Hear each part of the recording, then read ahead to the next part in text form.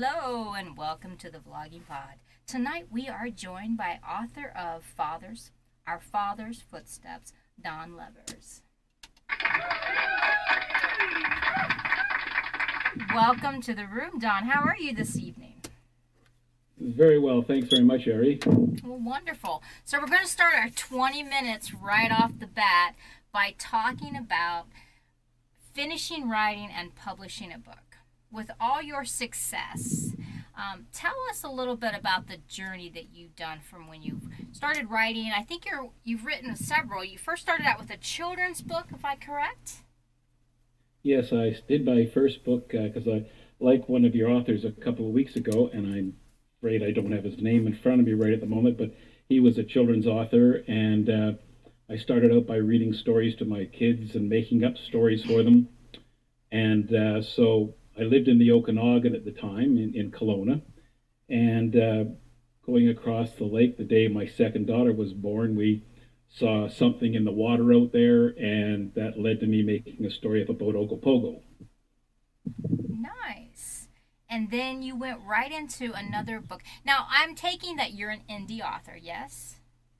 Yes. Okay, so tell us about the journey and what you've learned thus far. I think you have, what, is it 4 or 5 books that you've written so far? Or is it more? Am I mistaken? I got two children's books, a novel, this Our Father's Footsteps, and I participated in an Edmonton Writers Group's anthology. So Okay.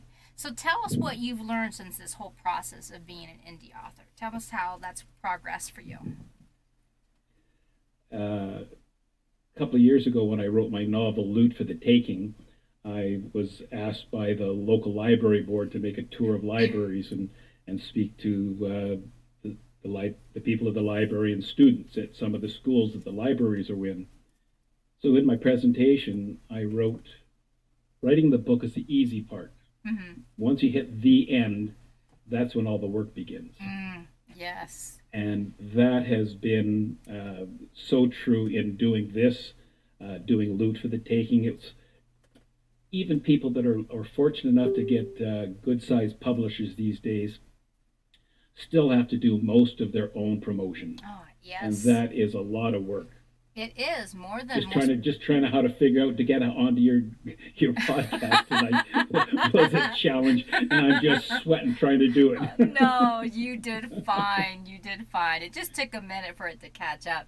But you make a valid point. I don't know if you know, I've written a few books myself, and there is more work after. It's not just the formatting, not just editing, not just the revisions, because you know that all kind of goes along with the writing as well, but you have to be your own publicist. And speaking of that, you did something very interesting as you being your own publicist as an indie author.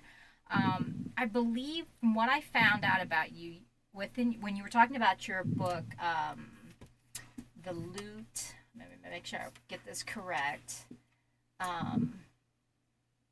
Yeah. Okay, you have the fathers. Wait a minute, there it goes. Loot for the Taking. I'm on your website as well, so I have one of my computers dedicated to your website currently. So you did thank you very much. Well, you're welcome. So you did something very interesting. And I particularly took interest in this for Loot for the Taking. You arranged interviews with small community papers where you planned on doing book signs. Tell us a little bit about that. Well, again, unlike having a publicist or having a publisher that arranges all this stuff, especially the robbery that my novel was inspired by was a robbery in Vancouver, BC in 1977. And these guys stole millions of dollars worth of loot from a safety deposit vault and got away scot-free. But they were caught at the airport because their bags were too heavy.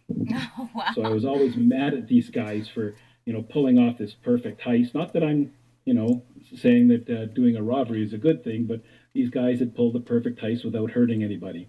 So because it was based in Vancouver, I contacted a lot of the lower mainland newspapers, and when I went to an area, I got the paper to come out and talk to me about it, and it was wonderful. Nice. Well, you didn't just get the newspaper to come out. You have done some actual programs. I believe. Now, quote me if I'm wrong. Was it the CBC that I heard you on? Yeah, the CBC. I did a Kamloops news broadcast. I did some um, uh, radio interviews with Vancouver again, talking about the heist itself, and getting hoping that would draw the people's interest into doing that, and Right. finding that hook that I needed to draw people in to be able to get that free advertising. Right. I feel like I almost should ask for your autograph. Since we mentioned book signings, tell me how you organize stores. Because from what I understand, you took it upon yourself to go to a lot of the bookstores and arrange for your books to be in there personally and the book signing. So tell me how you thought of that and the process of getting that all accomplished. Well, I did my first book through a company called Tellwell in Vancouver, the novel. Mm-hmm. When we did our first Ogopogo book, we just went around and sold them to fruit stands, and then it was taken over by a distribution company, and we've now sold 30,000 copies of the original Ogopogo. Uh, Nice. I should be so lucky to sell 10% of any of the other ones I do, but so it was, and I've always been in sales, so I've never been afraid to go and approach people and to talk to them about doing the book, Right. or to sell the book. And so that was always the my strong suit, so to say. Right. Well, 30,000 for your Ogopogo, that's pretty impressive. Yeah, that's since 1985, and now that it's been taken over by Sandhill Marketing, we get a royalty check once a year. It's enough to go out and have dinner. So, That's still nice. so absolutely, and to still be getting that after since 1985. I mean, that's 37 years ago. It's pretty good. Well, I always say the same thing when people ask, and I say it's enough money to have a nice dinner every month. Right. It used to be coffee money, but now it's a nice dinner. I consider that a win. I consider that a win. Yes. So let's take Well, a. and unfortunately, the 30,000 doesn't show up in any of the statistics because they're Uh, sold in places like wineries and fruit stands and tourist booths. So it doesn't. If somebody looked up in the great scheme of things how many books I've sold, it would never show 30,000 of those. Yeah, but a lot of okay, like say when I read someone that has been rated for top marketing for Amazon, there's a lot of that can't be found either. You just hear No. about the first statement of it, or they might have sent you an email or something like that. But after a certain amount of time goes by, those are even hard to find as well. Trust me, because when I've done these researches, I've looked. So, to know your own figures is still impressive. And to still be selling all these years later, that's incredible. It really is.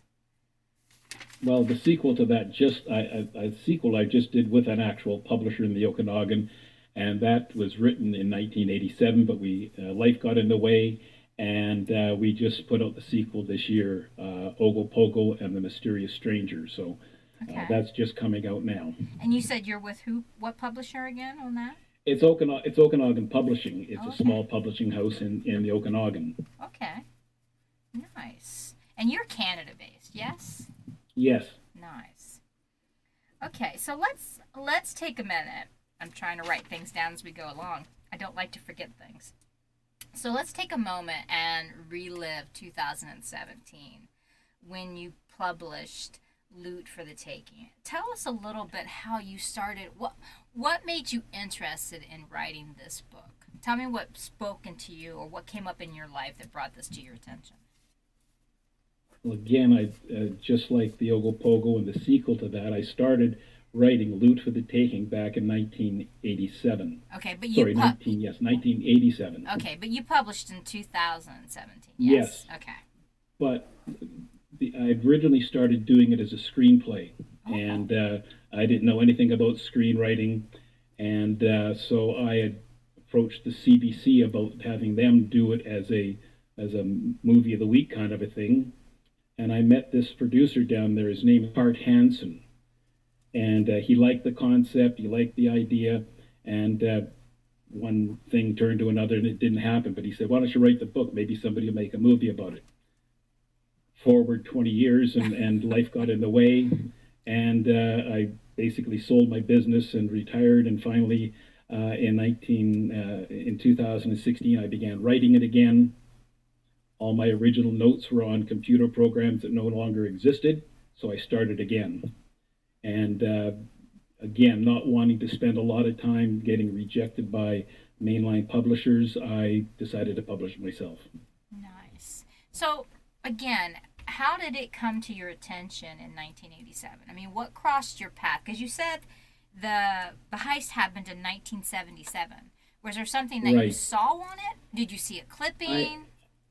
No, I had always it had always stuck in the back of my mind, and so we were on holidays. I stopped into the Vancouver Public Library and said, "There was a robbery around here in 1977, and I'd like to get your microfiche and start looking through it."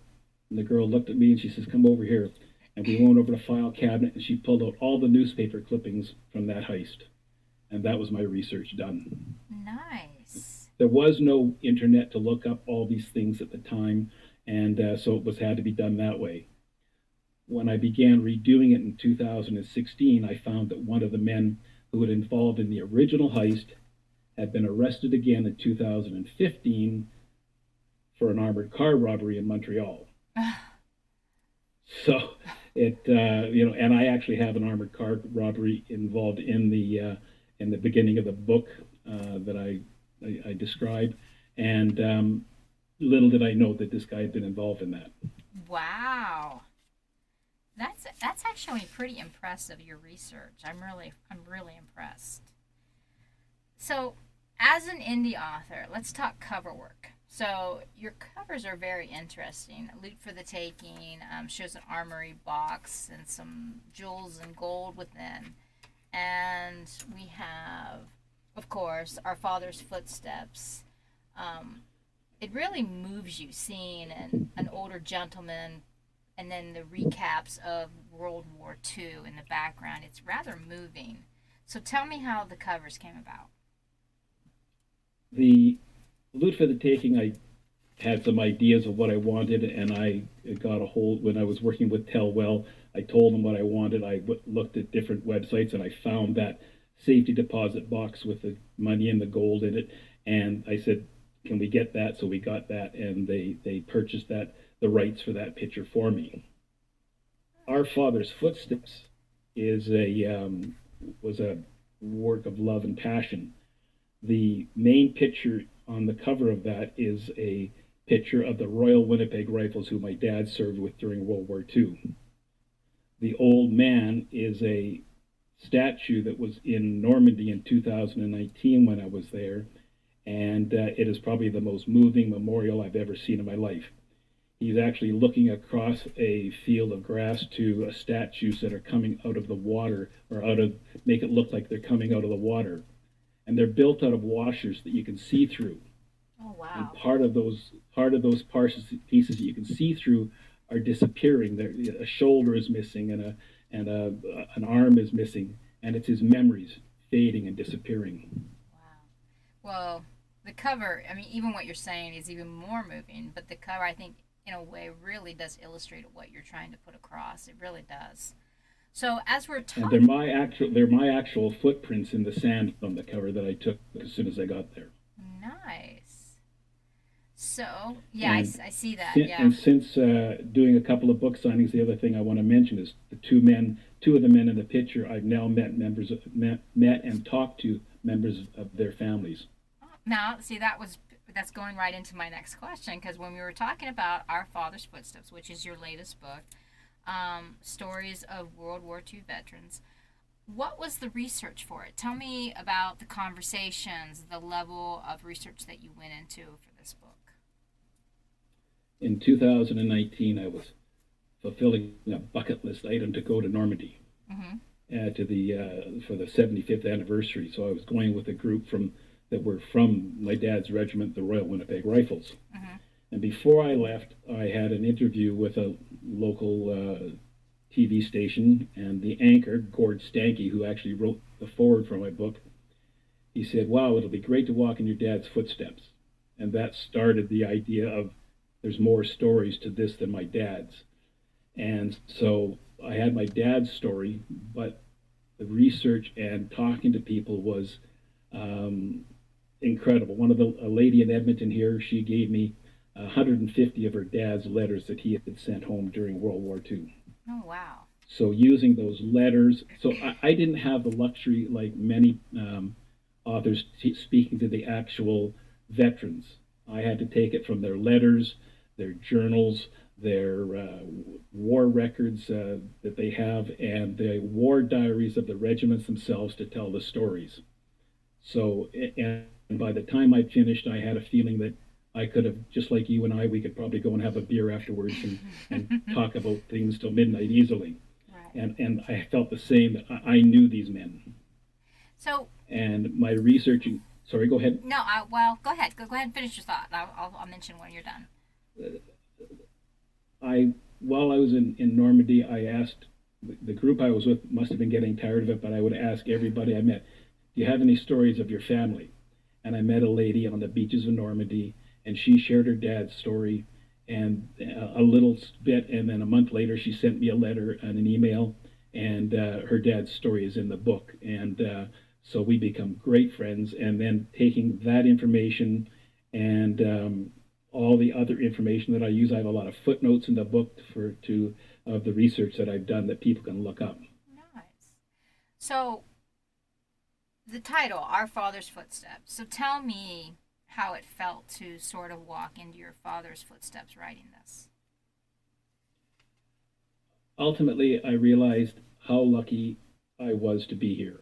Mm-hmm. I always knew my dad had been wounded on D-Day, but I found the headstones of a couple of men he was with that he wrote about in his letter. And that was extremely, and still is extremely emotional. And so it was realizing how lucky that, and I don't know if you had, any of your listeners had family that served in World War II that are alive today because their fathers, or in this case here now, great grandfathers survived. Because after my dad was wounded, members of his regiment were captured and murdered. And if he hadn't been wounded, he may have been murdered. If he had been wounded, the letter he sent home to my grandmother said 2 inches higher, and it would have stopped being a man. Ah, We wouldn't be having this conversation right now. no. I don't have anyone personally for me that was in World War II. However, my father was in Vietnam, and it is not something he ever likes talking about. I mean, so occasionally he'll give a few stories. My father was a medic, and he unfortunately was on the front lines of that. And I do remember him saying that he asked his troop or whatever. I don't know. I'm not really good on the terminologies for that, but he would ask them to only call his name because when they would yell medic, they would actually aim for him to go help. So, because they recognize the other side, recognize the names. Sorry, my dogs are barking now. Move back. Sorry about that. Anyway, so I can understand the dynamic of that. I mean, it really had to pull you in really deep into your father's footsteps. Can you tell me if what you plan on doing, is there going to be a sequel to this? I am waiting for people. I've spoken to a number of people, and I'm hoping to get some more stories. And it doesn't matter where they come from, whether they were in the U.S. and or in England or New Zealand, Australia.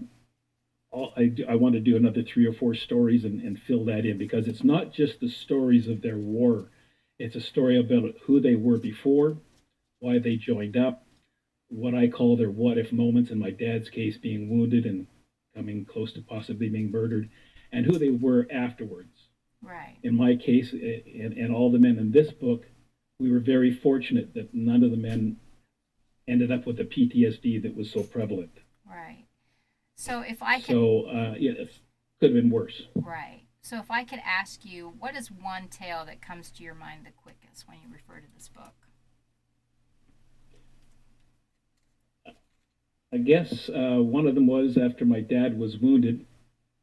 The bullet actually went through his thigh from his right thigh from left to right, and ended up in his water bottle. Oh. And he went to have a drink on the beach after he got back to the beach, and it was empty. When he was patched up in England, the doctor drilled a hole in his bullet, told him to wear it around his neck for good luck. And in a one precarious moment, he ended up feeling for his bullet, and it wasn't there, and he felt that that was it. His luck had run out. Wow. So So, it's stories like that that have that I tell of these men. right. So, for my last question of the evening, because you probably heard my timer go off because I didn't catch it quick enough. My apologies. Um, Tell me what's next. I know you talked about that you want to do a second of Our Father's Footsteps with more of the stories, but tell me what's going to be on your next on your writing desk. I feel that there are more projects coming from you. Yeah, I before I started this, I had begun to try and tell the real story about the safety deposit vault heist. Mm-hmm. And to do that, I ended up tracking down the prosecutor of the case. I've talked to many people who, even after 40 years, don't want their names mentioned because this robbery was believed to have been done by people that were involved in the Oh, West End mafia out of Montreal. And nobody wants to, they'll talk about it, but so long as I don't use their names. So I have that is sitting in the background that I'm, as you know, how much time it takes to do this promotion. And I've been doing that for the last 3 or 4 months. So I do have another couple of projects, and I want to start on the sequel to Our Father's Footstep. And whether that be in from the Air Force or Navy, it doesn't matter to me. It's just to tell those stories. wow. Very commendable, your stories. Really, they are. You can find most of Don's stuff on donleversbooks.com. Also, I do believe you're on Amazon, correct, Don? Yes, yeah. And I've Awesome. been very fortunate. The since this was launched, I've been. It's funny because you look up the book and you'll see that sometimes it's in the top 10. Sometimes it's still been in the top 100 of its categories. It's a Nice. small category for stories of World War II in Normandy, but it's pretty exciting to see when you hit number one at one point. Well, yes, it is. Congratulations. I want to thank you so much for being on this evening. Your experiences and your knowledge has been very valuable, and I'm sure it's going to be even more so for those who pick up your book. I look forward to actually getting mine. So, once again, thank you. Thank you to our audience for being with us this evening. Until next time, everyone, bye bye.